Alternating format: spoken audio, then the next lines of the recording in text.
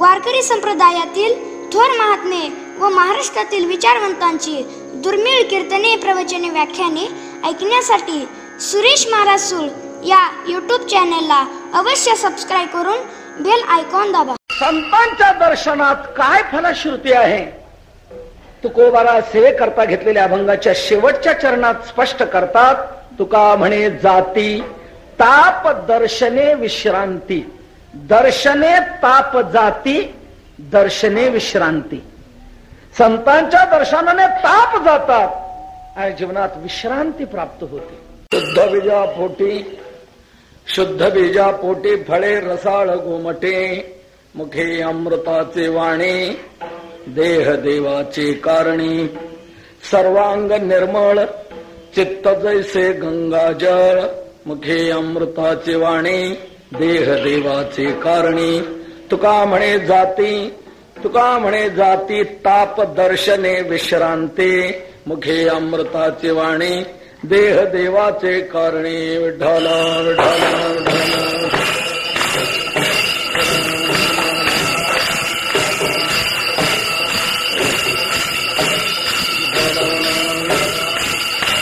पांडुरंगा करू प्रथम नमन. पांडुरंगा करू प्रथम नमन. दुसरे चरणा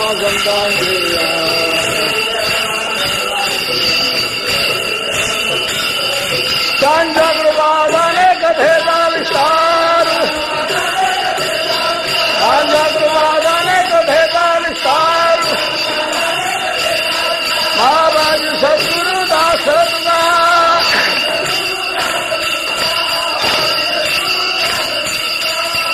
काय माझी वाणी मानेल संतांसी. रंजाऊ चित्तासे अपुलिया. योन तत्प्रविश्य मम वाचमिमां प्रसुप्तां. संजीवयत्यखिल शक्तिधर स्वधाम्ना. अन्यांश्च हस्तचरण श्रवणत्वगादेन. प्राणान्नमो भगवते पुरुषाय तुभ्यं. आत्मरूप गणेश स्मरण सकळ विद्यांचे अधिकरण. तेचे वंदो श्रीचरण श्री गुरूंचे ते नमस्कारुणीयता. शुद्ध बीजा पोटी फळे रसाळ गोमटे. मुखे अमृताचे वाणे देह देवाचे कारणे. प्रस्तुत सेवेकरता घेतलेला अभंग हा देहूचे प्रसिद्ध साधू संत हृदय सम्राट विश्ववंद्य विश्वसंत विश्वभूषण जगद्गुरु तुकोबारा यांचा आहे.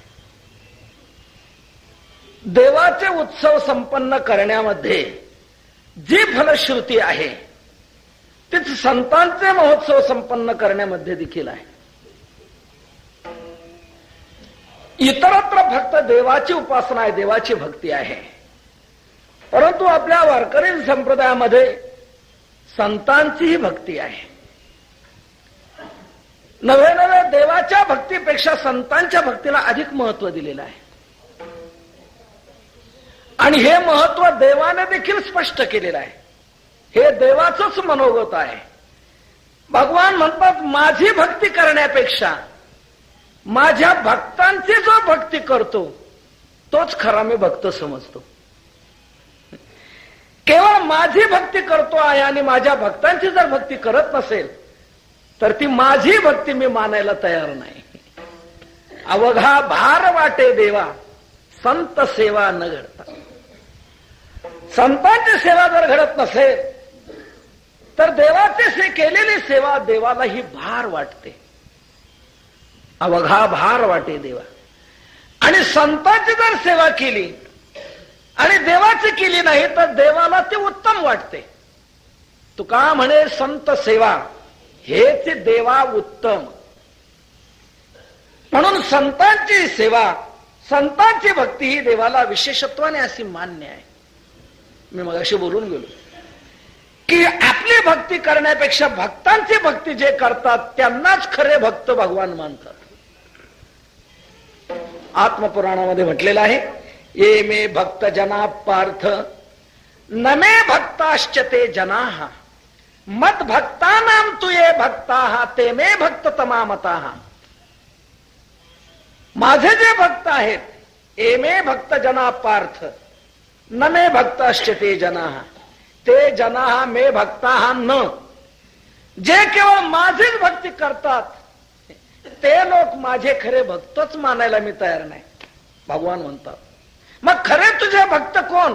मत भक्तानाम तुये भक्ता, परंतु माझ्या भक्तांचे जे भक्त आहेत ते मे भक्त तमामता, तेच मी सर्वात श्रेष्ठ भक्त असं मानतो, असं भगवान म्हणतायत.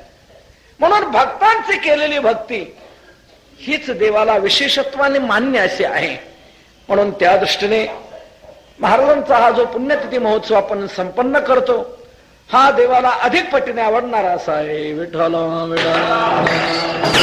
हो, त्या दृष्टीने सेवा असल्यामुळे संतांचंच काय महत्व सांगावं, संतांचं अलौकिक जीवन कसं असतं हे समजावं, या उद्देशाने हा अभंग मी सेवेला घेतलेला आहे. शुद्ध बीजा पोटी फळे रसाळ गोमटे मुखी अमृताचे वाणी देह देवाचे कारणी, या अभंगातून तुकोबाराय संतांच्या अलौकिक जीवनाचं दर्शन घडवितात.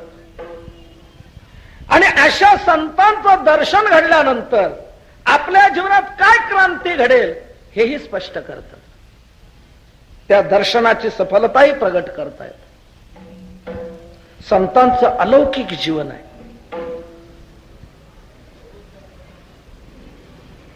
दही आहे दही महाराज, दह्यातूनच ताक निघतं आणि दह्यातूनच लोणी निघतं. लोणी आणि ताक या दोघाची उत्पत्ती दह्यातूनच आहे. मग लोणी आणि ताक एका किमतीत मागितलं तर चालेल का? तुकोबाराय म्हणतात नाही, हे उचित नाही. एका मोले दोन्ही मागोन एका मोले दोन्ही, दह्याचे अंगे निघेता कलोनी, दह्याचे अंगे निघेता कलोणी, एका मोले दोन्ही मागोन एका मोले.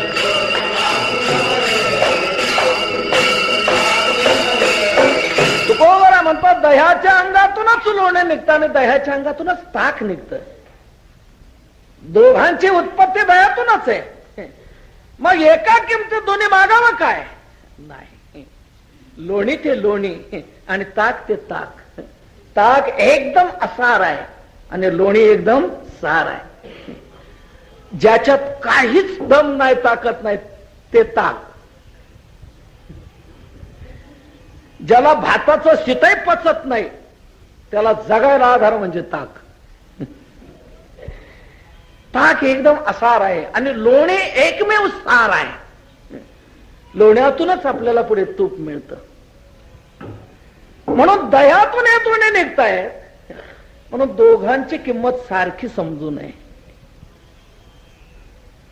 आकाशाच्याच पोटात तारांगण आहेत आणि चंद्रही आकाशाच्या पोटात आहे.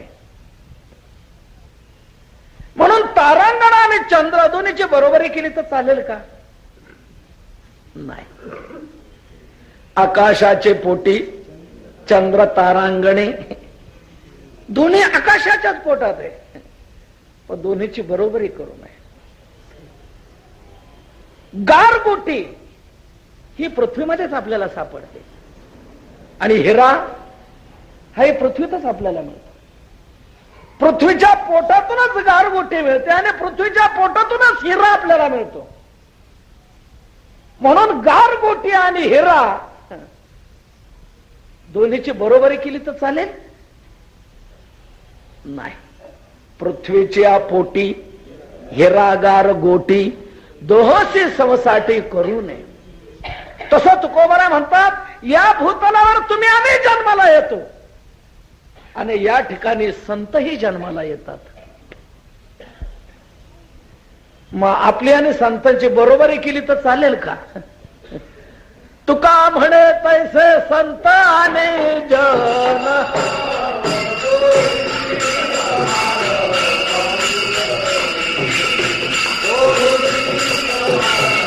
भाजो नये.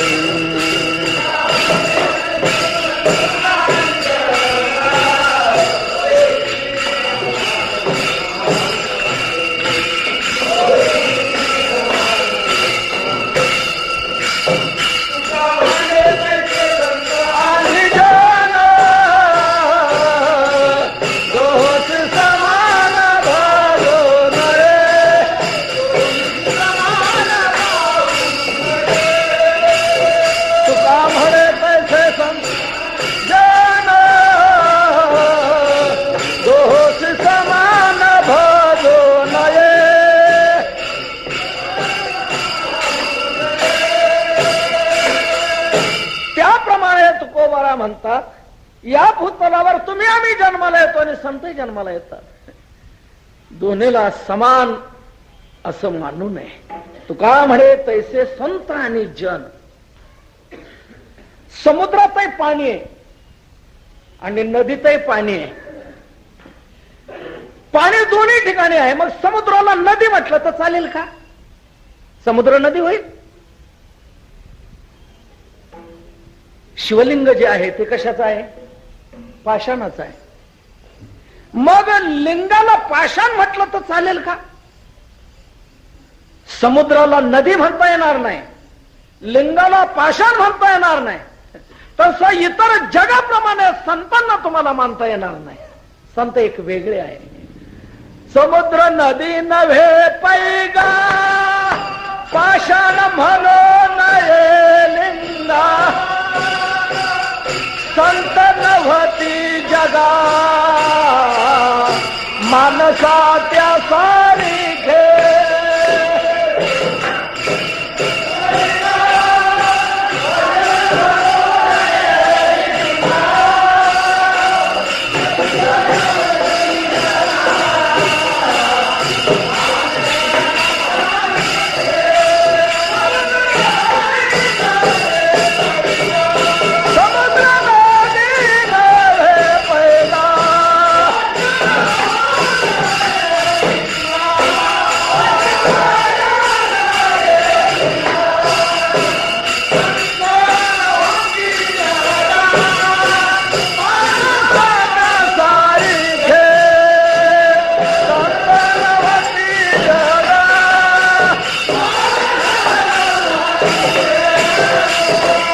समुद्र नदी नव्हे पैगा, पाषाण म्हणो नये लिंगा.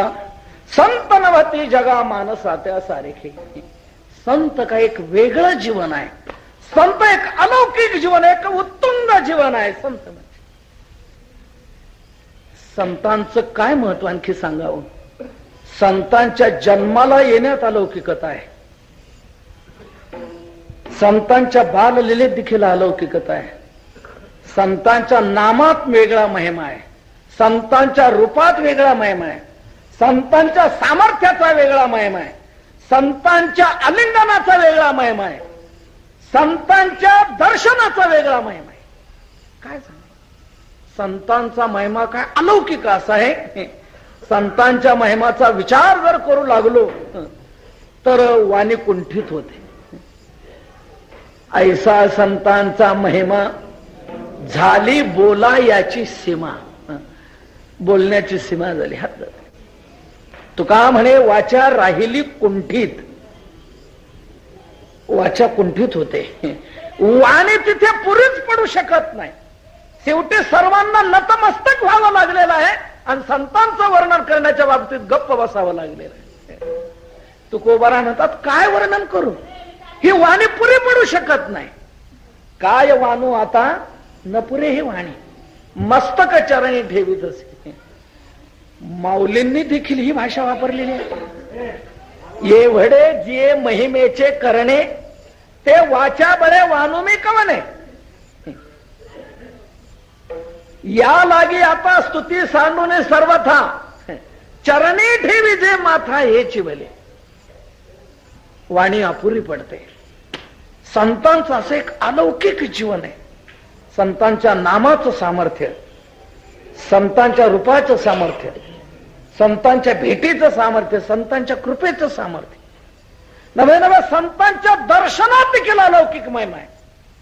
संतांच्या दर्शनात देखील महान लाभ आहे. तुमच्या आमच्या दर्शनात महान हानी आहे. काहींचं दर्शन घडूच नये. कधी घडू नये? अहो कधीच घडू नये. तुका म्हणे क्षण नको तयाचे दर्शन, नको तयाचे दर्शन, नको तयाचे दर्शन.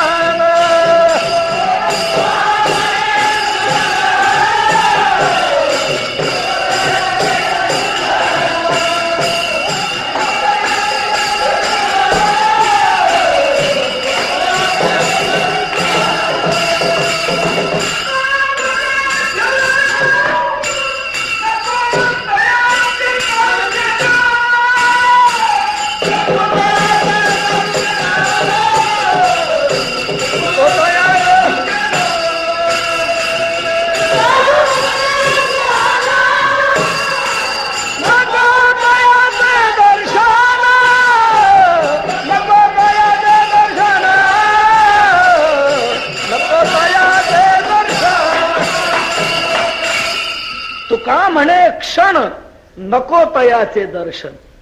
तुकोबारा म्हणतात त्याचं क्षणभर देखील दर्शन नको. दुर्जनाचं दर्शन होऊच नये आणि संतांचं दर्शन जीवनात झाल्याशिवाय राहू नये. संतांचं दर्शन होऊच नये. विंचवाचं दर्शन, दुर्जनाचं दर्शन होऊच नये. जीवनात संतांचं दर्शन व्हावं. विंचवाचं दर्शन जसं होऊ नये ते परवडायचं नाही. त्यात फार हानी आहे. संतांचं दर्शन जीवनात व्हावं. दुर्जनाच्या दर्शनात अनेक प्रकारची हानी आहे. ओ काही काही माणसांचं तोंड पाहिलं तर माणसाला दिवसभर जेवायला मिळत नाही. काहींचं तोंड पाहिलं का कोणाचीच काहीच कामं होत नाही. संध्याकाळी गप्पा मारत बसली का मोठी एक मजा येते बरं का चर्चेमध्ये. का हो काय केलं आज तुम्ही, आज दिवसभर कुठे गेला होता, काय काय गप्पा छप्पा चालतात. हा सांगतो काय आजचा दिवस म्हणजे आज माझा काळा दिवस गेला जणू काय म्हणतो. फालतू दिवस गेला. मी आजच्या दिवसाची 7-8 कामांची योजना आखलेली होती. सकाळी कुठं, जेवायच्या अगोदर कुठं, जेवल्यानंतर काय, 4 वाजता काय, 7 वाजता काय. परंतु एकही काम आज माझं झालं नाही. एकही झालं नाही. बरं सहज घडणारी कामं होती, सहज शक्य होणारी कामं होती, काय अडचणीची नव्हती, तरी एकही काम माझं झालं नाही. त्यावेळेला दुसरं त्याला काय म्हणतो माहितीये का, एकही काम तुझं झालं नाही. घडणारी काम, सहज शक्य असणारी काम झालं नाही. म्हणजे सकाळी उठून तू कोणाचं तोंड पाहिलं होतं म्हणतो. दुसरा त्याला काय म्हणतो, सकाळी उठून तू कोणाचं तोंड पाहिलं होतं.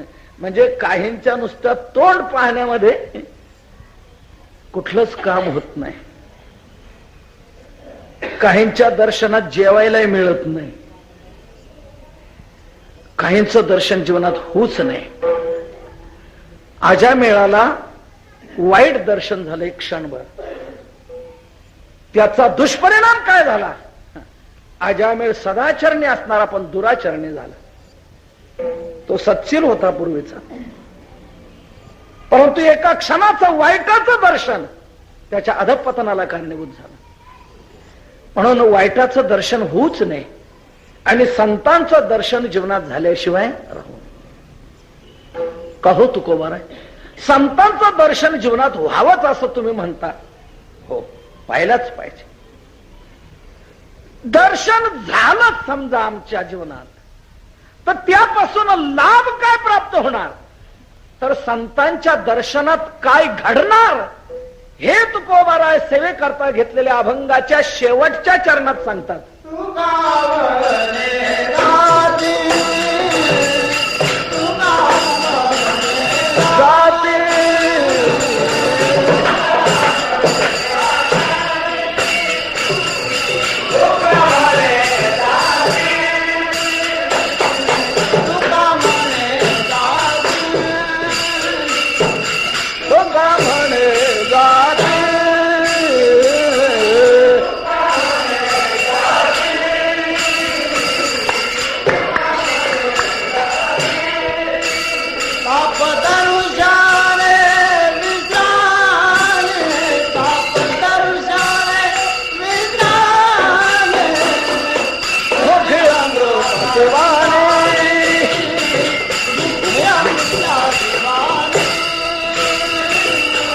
ताप दर्शने विश्रांती.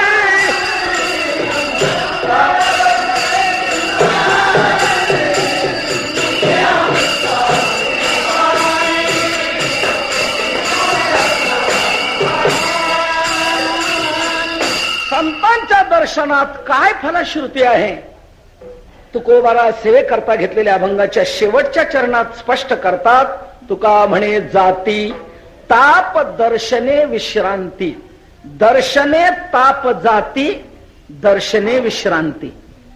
संतांच्या दर्शनाने ताप जातात आणि जीवनात विश्रांती प्राप्त होते. म्हणजे अनिष्ट निवृत्तीपूर्वक इष्ट प्राप्ती संतांच्या दर्शनात काय होते तुकोबारा या शेवटच्या चरणात स्पष्ट करतात. नानासाहेब, मला या अभंगात प्रवेश करण्याकरता शेवटचं चरण दरवाजा दिसला म्हणून या चरणातून मी अभंगात प्रवेश केला. विठ्ठला विठ्ठला विठ्ठला. मोठ्याच्या घरात कुणीकडूनच जाता येत, तसं या अभंगात जाण्याकरता मला शेवटचं चरण दरवाजा दिसला म्हणून या शेवटच्या चरणातून मी अभंगामध्ये प्रवेश केलेला आहे.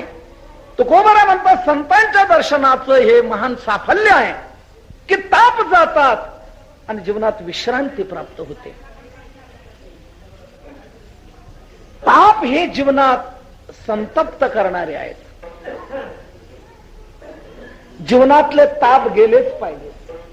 जोपर्यंत जीवनात ताप आहे तोपर्यंत संताप आहे, दुःख आहे, व्यथा आहे. ताप हे तीन आहेत: आध्यात्मिक, अधिभौतिक आणि अधिदैविक. हे तीन ताप माऊली म्हणतात सामान्य समजू नका. हे तीन ताप म्हणजे ओणवा आहे. ओणवा तापत्रय अग्नीचा लागला ओणवा. ओणवा का म्हटलंय? घरातला जो अग्नी असतो तो घरातला अग्नी शिजवायचं काम करेल, काही बाकी इतर त्रास देणार नाही. पण वनात जर अग्नी लागला तर तो सगळ्या वनाला खलास करून दग्ध करून टाकतो. झाड तर संपवतो, त्यात असणारे पशु पक्षी लहान मोठे सर्व काही इतर भस्मसात करून टाकतो. म्हणजे वनवा हा वनातल्या सर्वांचं जीवन उद्ध्वस्त करतो. तसं तीन ताप मनुष्याचं जीवन उद्ध्वस्त करतात. मनुष्याच्या जीवनात काही अर्थ वाटत नाही असं वाटतं त्या जीवाला. काही काही वेळेला या त्रिविध तापाने तप्त झालेले जीव संतापाने देह त्याग देखील करतात. काय जगण्याचा अर्थ म्हणतात, काय उपयोग नाही. इतके व्यथित होतात आणि शेवटी प्राण त्याग करतात. एखाद्या विहिरीला सप्रेम भेट देतात, नाहीतर रेल्वे खाली उंच कड्यावरून लोटून घेतात. त्रिविध ताप भयंकर तप्त करतात जीवाला. कधी कधी माणसाच्या जीवनामध्ये एखादा ताप, कधी दोन्ही ताप, कधी तिन्ही ताप, परंतु कोणताच ताप नाही असं मात्र नाही. ज्याचं जीवन ज्या प्रारब्धाने ज्या कर्माने जसं जसं बनलं असेल त्या त्या प्रकारे हे तीन कमी जास्त प्रमाणे असतात. काहींचं जीवन एकदम खालचंच असतं तर तिन्ही जोरदार भिडतात, तिन्ही ताप तप्त करतात. कमी जास्त प्रमाण असेल तर कोणाला दोन, कोणाला एक, कमी जास्त प्रमाणात हे त्रिविध ताप तप्त. हे कशाला म्हणतात आपल्याला सांगतो. आध्यात्मिक ताप कशाला म्हणतात? देहामध्ये रोग निर्माण होऊन जी व्यथा आपल्याला होते, देह संबंधी देहात रोग व्याधी निर्माण होऊन जी व्यथा होते त्याला म्हणतात आध्यात्मिक ताप. निळोबरायांचा एक सुंदर अभंग आहे. देही प्रगटे रोग व्याधी तेने आहाळली तापे बुद्धी लोळे न पुरे दुःखावधी तो आध्यात्मिक ताप बोलीजे. तो आध्यात्मिक ताप म्हणतात की देहामध्ये रोग निर्माण होऊन व्याधी निर्माण होऊन जो व्यथित होतो त्याने आहाळली तापे बुद्धी. काही माणसांच्या जीवनामध्ये जन्माला आल्यापासून रोग असतात. नाही, जन्माला येतानाच रोग बरोबर घेऊन येतात. नुसते हे एकटेच जन्माला येतात असं नाही, रोगही बरोबर जन्माला येतात. जन्मापासून काहींना कोणता रोग तर काहींना कोणता रोग, सारखी व्यथा शरीरामध्ये असते. त्यांना जर विचारलं का हो कसं काय तुमचं, म्हणतो सगळं ठीक आहे हो, आई वडील आहे, जमीन जुमला आहे, बागायती शेती आहे, बंगले आहेत, गाड्या आहेत, धंदा आहे, सर्व काय चांगलं आहे. मग तुम्ही नेहमी दुःखी दिसता. हे सगळं आहे पण शरीर साथ देत नाही, प्रकृती साथ देत नाही. सारखं काही ना काहीतरी दुखत राहतं, सारखं काहीतरी. डॉक्टर सांगतात मोसंबीच्या रसावर राहायचं. अन्नाचा कण पोटात गेला का तो मेला. सांगा काय करायचं या इस्टेटीचं, म्हणतो काय करायचं या संपत्तीचं. आता याला जीवनात जे दुःख आहे कोणतं, हे आध्यात्मिक दुःख आहे. बाकी सर्व ठीक आहे, परंतु शरीर साथ देत नाही, याला आध्यात्मिक दुःख म्हणतात. काही माणसांच्या जीवनात शरीर ठणठणीत असतं, मजबूत असतं. किती पडला धडला उठला तरी त्याला काही परिणाम होत. भातामध्ये कोळे कोळे खडे जरी गेले लहान लहान तरी त्याला काही परिणाम करू शकत नाही. फार व्यवस्थित. त्याला जर विचारलं का रे बा तुझं कसं काय, तर म्हणतो तब्येतीच्या बाबतीत आपली कधीच तक्रार नाही. म्हणतो काही मिळू द्या नाही मिळू द्या, 4-4 टाइम जेवतो, नाहीतर एकही टाइम नसलं तरी चालतं. म्हणतो रात्रभर झोप नसली तरी काय होत नाही, आणि रात्रभर झोपून राहिलो तरी काय होत नाही. कुठल्याच याचा आपल्या प्रकृतीवर काहीच परिणाम होत नाही. म्हणतो शरीर म्हणजे आपलं चांगलं साध्य काय ते म्हणतो ईश्वराची कृपा आपल्या तब्येतीच्या बाबतीत. काय म्हणतो काय नाही, मग काहीच तुला दुःख नाही. काय सांगायचं, शारीरिक मला काय ताप नाही, पण शेजारीच असे नादान मिळालेत की उठल्यापासून भांडण तर रात्री झोपेपर्यंत भांडण. काकडा ते शेजारती. देवाच्या काकड्याऐवजी यांचाच काकडा करून आम्ही काकडलो जातो. आमच्या जीवनाची परिस्थिती अशी विचित्र होते. सारखे भांडतात, उठल्यापासून भांडण ते झोपेपर्यंत भांडण. नवे नवे भांडणातूनच आम्ही जागे होतो, भांडणातच झोपे जातो. असं वाटतंय पंढरपूर सोडून जावं की काय दुसरीकडे, कोणच ठाऊक आता. म्हणजे याला जे दुःख आहे याला कोणतं दुःख आहे, इतर जीवापासून दुःख आहे. शरीर चांगलं आहे म्हणजे आध्यात्मिक ताप त्याला नाही, पण आधी भौतिक ताप आहे. आधी भौतिक ताप कशाला म्हणतात, इतर भूतापासून होणारी पीडा. भूती उपद्रव दिधला ताडीला अथवा निस्तेजिला, तेने चित्ती दाहो झाला आधी भौतिक बोलीला तो ताप. त्याला आधी भौतिक ताप म्हणतात, म्हणजे इतर भूतापासून होणारी पीडा. आणि तिसरा आधी दैविक ताप. अधिदैविक ताप म्हणजे देवतादिकापासून होणारी पीडा, दैवी प्रकोप.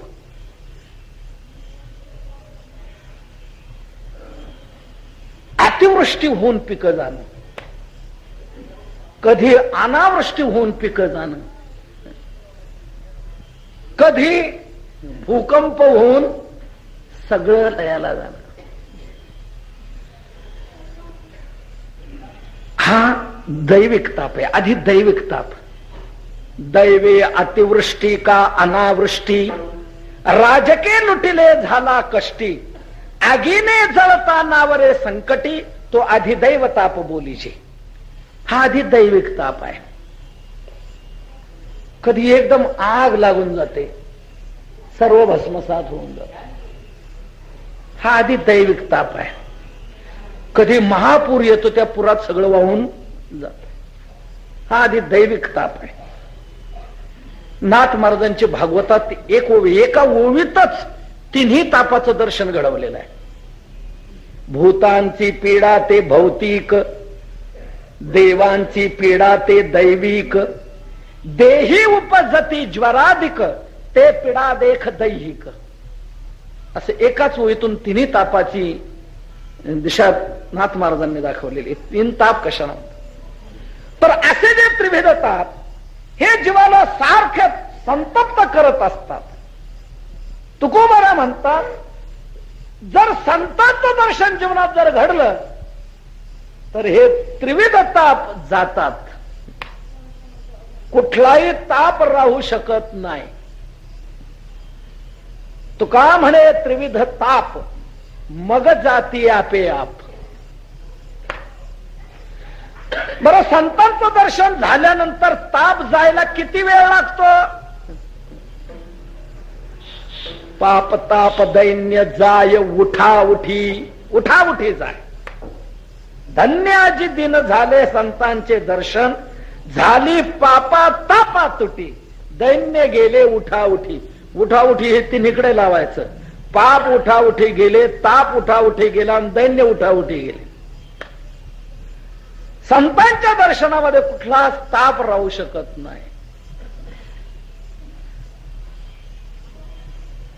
साधकाचा माय बाप दर्शन हरे ताप.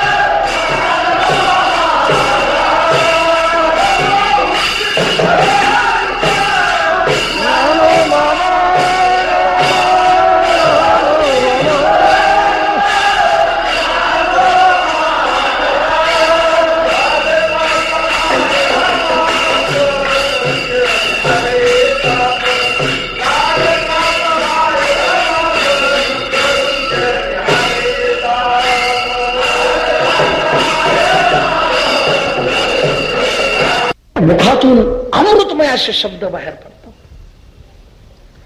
तुमच्या आमच्या बाबतीत तर बोलू नका. काय काय माणसांना इतकी वाईट सवय असते की प्रत्येक वाक्याला शिवी देतात. शिवीशिवाय त्यांचं वाक्यच पूर्ण होत नसतं. काही माणसांजवळ शिव्यांचा स्टॉकही भरपूर असतो.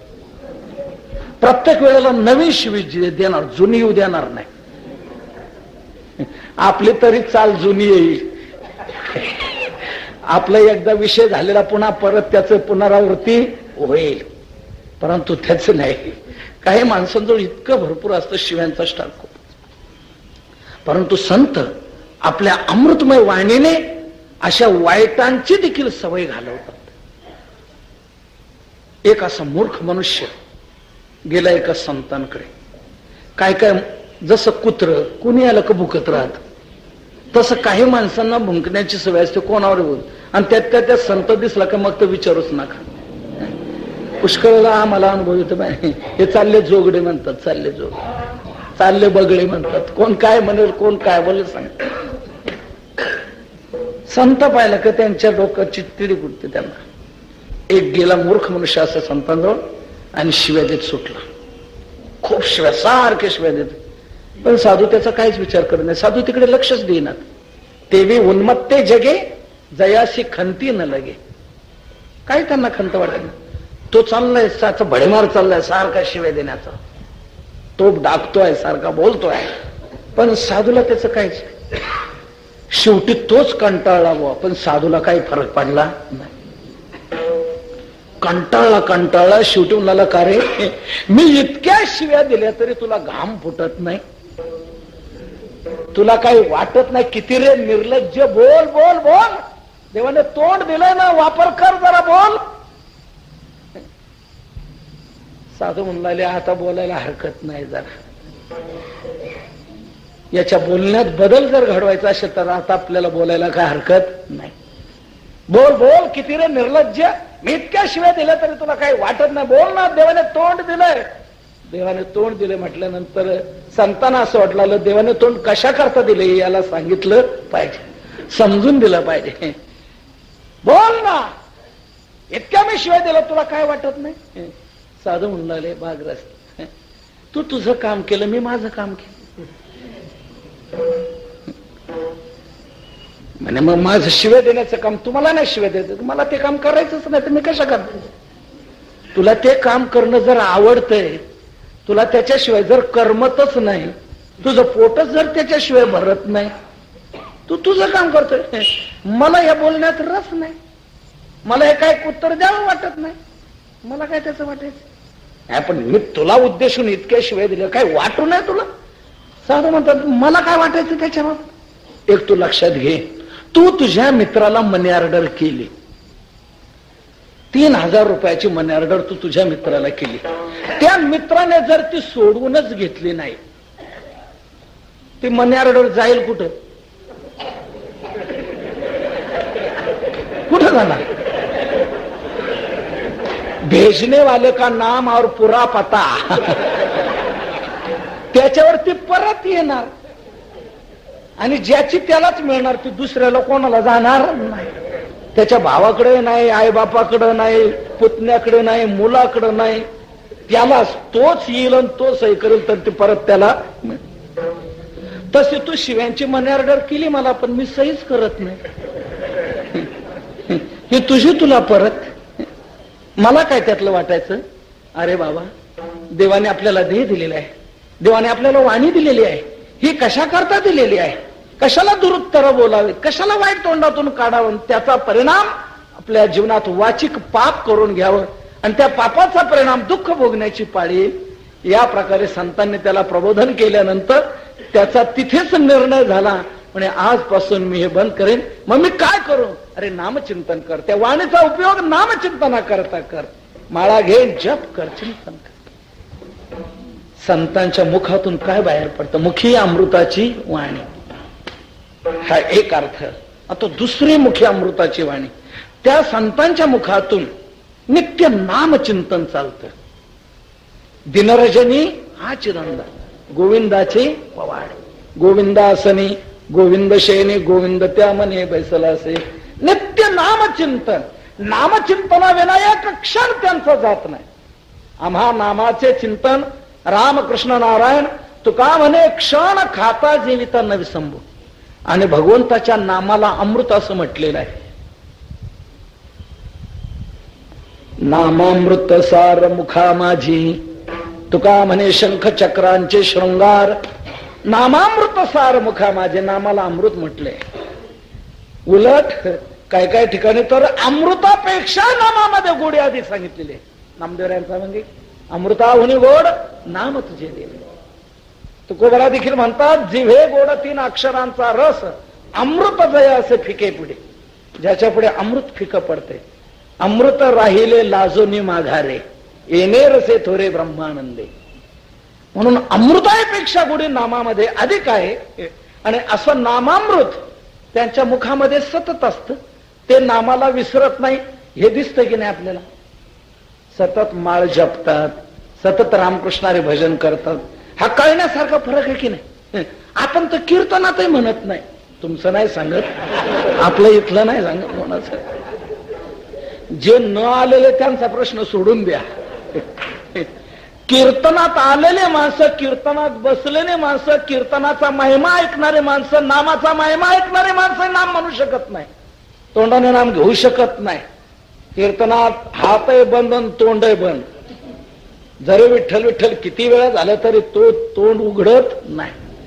एखाद्या वेळेला शेजारी म्हणतो, ये अरे म्हण ना, टाळी वाजव, मुखाने विठ्ठल विठ्ठल म्हण. ते बुवा काय सांगतात, भजन कर. तो म्हणतो, ये गप, तुला म्हणायचं तर म्हण, मी नाही म्हणणार म्हणतो. म्हणजे इथे धक्का देऊन आठवण देऊनही आपली नाम घेण्याकडे प्रवृत्ती होत नाही. आपल्याला सांगून आपण नाम घेऊ शकत नाही. आणि त्यांच्या वाणीने थांबायचं ठरवलं तर थांबत नाही. माझी मज झाली अनावर वाचा, माझी मज झाली अनावर वाचा.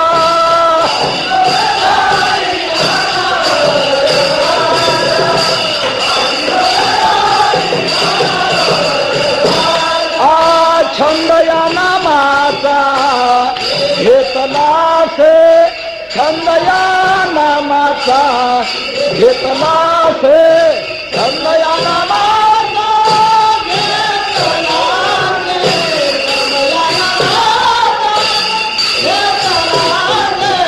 माझी मज झाली अनावर वाचा, माझी मज झाली अनावर वाचा.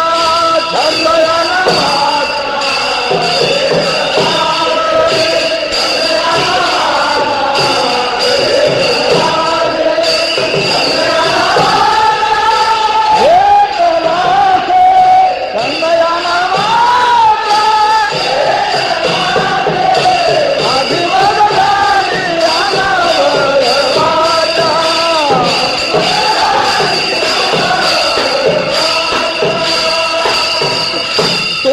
या आठवण देऊनही नाम घेऊ शकत नाही आणि संतांनी विसरायचं ठरवलं तर विसरू शकत नाही.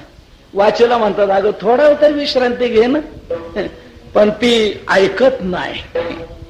माझी मज झाली अनावर वाचा, माझी वाचा मज अनावर झाली, माझी वाचा मला आवरू शकत नाही. आता जिव्हे झाला चळ, नेघे अवसान ते फळ, नेघे नेघे नेघे माझी वाचा विसावा. तुका म्हणे हवा हवा हवा साधावा, तुका म्हणे याहो विठ्ठलासी आता, नये विसंबता माझे मज, माझं मला त्याला विसरता येत नाही. ती वाणी थांबत नाही. असं नित्य नामचिंतन त्यांचं चाललेलं आपल्याला दिसतंय की नाही? आपण तर अजिबात घेत नाही आणि ते थोडा वेळ थांबत नाही. हा फरक आहे की नाही? म्हणून आपल्या अंगातच त्यांच्या अंगात हा सहज कोणाला समजण्यासारखा फरक आहे. म्हणून त्यांच्या शरीराच्या दर्शनात ताप जाऊ शकतात आणि विश्रांती मिळू शकते. आपल्या दर्शनात ताप वाढणार, विश्रांती दुरावली जाणार. त्यांच्या दर्शनात निश्चित ताप जाणार, विश्रांती प्राप्त होणार. मुखी अमृताची वाणी. हा दिसण्यासारखा समजण्यासारखा फरक आहे. आणि तिसरे अमृत म्हणजे बोधामृत. हे संतांच्या जीवनामध्ये असतं. आले मुखा वाटे अमृत वचने, उत्तीर्णता येणे नव्हे जन्मे. तुका म्हणे कानी ऐकिली मात, तोच झाला घात जीवपणा. त्यांच्या मुखातून असे बोधामृत अमृतमय वचन बाहेर पडतात की जीवाचा जीवपणा नष्ट होऊन जातो आणि जीव हा ब्रह्मरूप होऊ शकतो.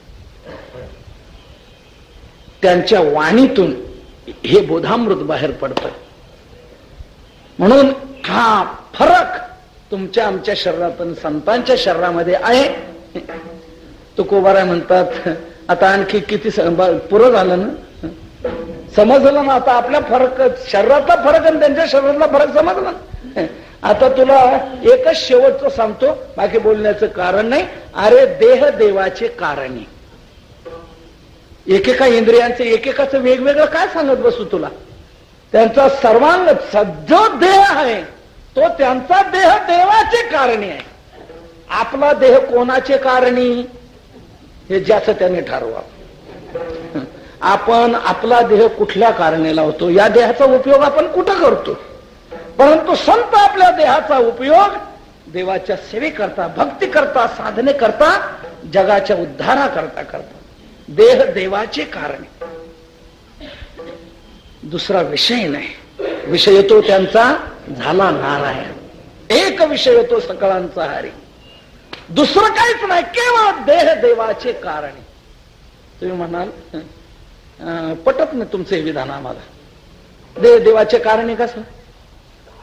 पूर्वीच्या सगळ्या संतांची चरित्र बघा, इतिहास बघा. त्या संतांनी आपापल्या वाट्याला आलेला संसार केलेला आहे. गोरोबा काका मडकी घडवत होते की नाही? मग देह देवाचे कारण काय? रोहिदास महाराज चर्म रंगवत होते की नाही? मग देह देवाचे कारणे काय? सावता महाराज शेती करत होते की नाही? मग देह त्यांचा शेतीकडे होता की? मग देह देवाचे कारणे कसं काय तुम्ही म्हणता? लक्षात घ्या, जरी ते संत आपल्या वाट्याला आलेला संसार करत होते, परंतु त्यांचा संसार देखील देवाला आवडत होता. तुमचा आमचा परमार्थ देवाला आवडतो की नाही कोणास ठाऊक,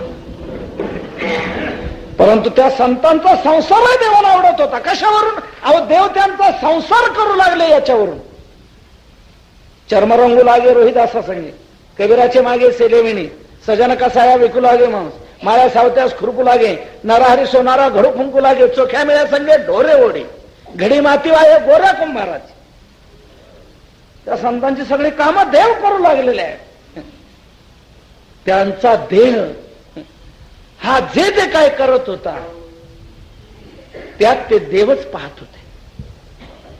म्हणून देह संसाराचे कारणे नाही, देह देवाचेच कारणे. सावता महाराजांनी शेती केली, कांदा लावला, मुळा लावला, भाजी केली, पण त्या कांद्याला, मुळ्याला आणि भाजीला सावता महाराज काय समजत होते? कांदा, मुळा, भाजी ही मिठाबाई माझी, लसूण मिरची कोथंबिरी अवघा झाला माझा हरी. माझा हरी हा म्हटलेला आहे. कांदा माझा हरी आहे, लसूण माझा हरी आहे, ऊस गाजर रताळू अवघा झालाचे. सावताने केला मळा, पुढं काय? विठ्ठल पायी गोविला गळा. आपणही मळा करतो, पण आपला गळा कुठं गोवतो?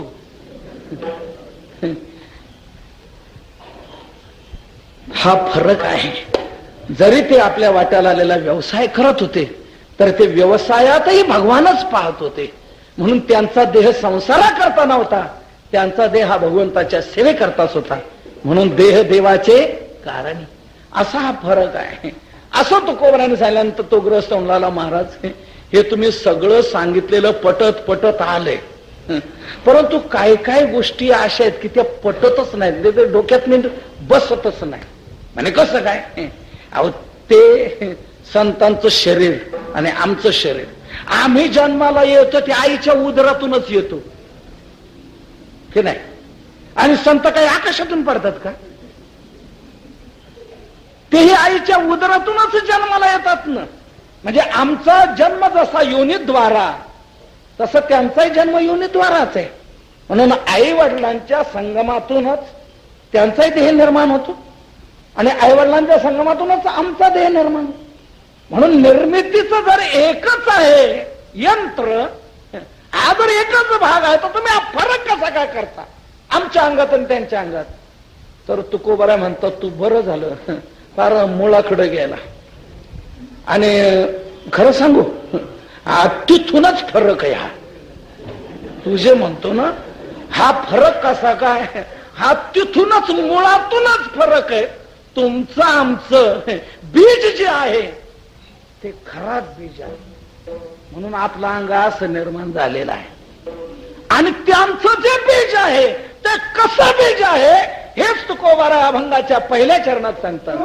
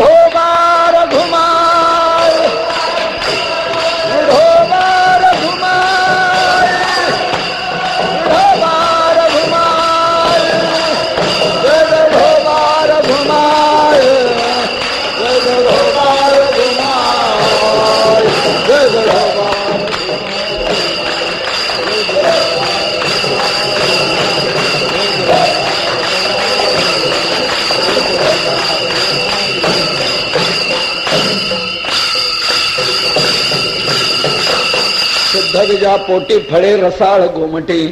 तुकोबाराय सांगतात बाबा मुळातूनच फरक आहे. तुझे म्हणतो ना तिथूनच फरक आहे.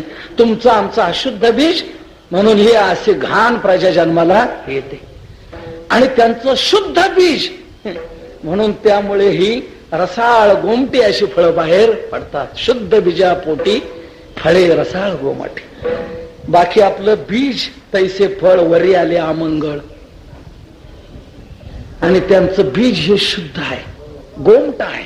त्यामुळे फळं देखील गोमटी रसाळ आहेत. गोमटी या बीजाची फळे ही गोमटी. म्हणून अशा काही परंपरा आहेत की त्या परंपरेतून येणारे सर्व काही भगवंताला आवडणारेच भक्तिनिष्ठ साधनानिष्ठ असे दिसून येतात. तर या प्रकारे शुद्ध बीजा पोटी फळे रसाळ गोमटी. गोमटी या बीजाची फळे ही गोमटी. तर या प्रकारे जसं बीज तसं फळ. बीजावर फार अवलंबून आहे बरं का फळाचं. हे शासनाच्याही लक्षात आलंय आता की बीजावर फळं अवलंबून असतात. म्हणून या करता शासनाने खास या करता महामंडळ स्थापन केले. महाराष्ट्र राज्य बी बियाणे महामंडळ. हे लक्षात आलं शासनाच्या देखील की बीजावर फार अवलंबून आहे उत्पादन. म्हणून देशाचं उत्पादन जर भरपूर वाढवायचं असेल, स्वयंपूर्ण जर देश करायचा असेल तर बीज चांगलं शेतकऱ्यांना मिळालं पाहिजे. बीजावर अवलंबून आहे.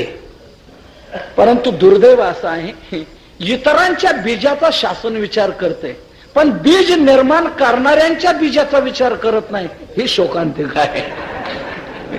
हा जर या बीजाचा जर शासनाने विचार केला ना तर देशात खरं स्वराज्याचं सुराज्य होऊन जाईल. विठ्ठला विठ्ठला.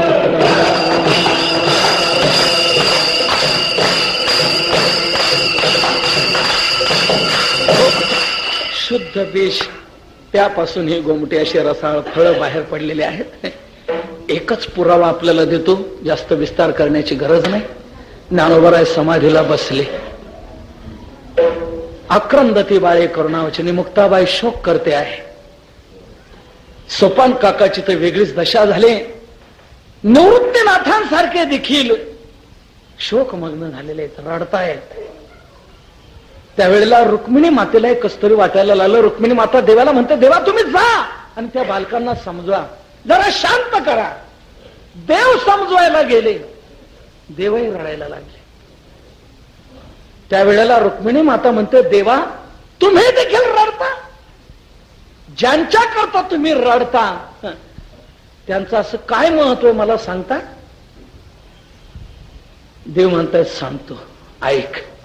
देव म्हणती रुक्मिणी हा एकची योगी देखिला नयनी हेच ज्ञान संजीवनी जाण त्रैलोक्यासी. धन्य धन्य धरा तळी जो याते दृष्टी निहाळी तो वाहत येईल टाळी वैकुंठ भुवनासी. जो करील याची यात्रा तो तारील सकळ गोत्रा सकळ ही पुणे पवित्रा याचे निदर्शने होती. अलंकापुरी हे शिवपीठ पूर्वी येथे होते निळकंठ ब्रह्मादिक तपवरिष्ठ येथेच पै केले.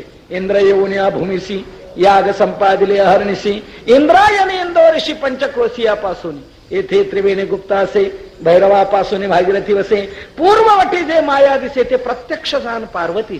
भोवती वनवल्ली वृक्षी येथे देव येऊन होते पक्षी हे असे नित्य साक्षी आस्थी नासती उदकी. हे पंढरीहुनी सोपे जनाची हरावया पापे कळिकाळ कोपलिया कोपे नचले अलंका पराशी ऐसे सांगता हरिसी प्रेम वसंडले रुक्मिणीसी म्हणे धन्य धन्य जयाचे कुशी ज्ञानदेव जन्मले. ज्या वेळेला देवाने रुक्मिणी मातेला ज्ञानोबरायांचं महत्व सांगितलं त्यावेळेला रुक्मिणी मातेला वसंडून आलं. रुक्मिणी माता म्हणते धन्य आहे त्या मातेची कुश की ज्या कुशीतून ज्ञानोबराय जन्माला आले. ज्ञानेश्वर ज्ञानराज माऊली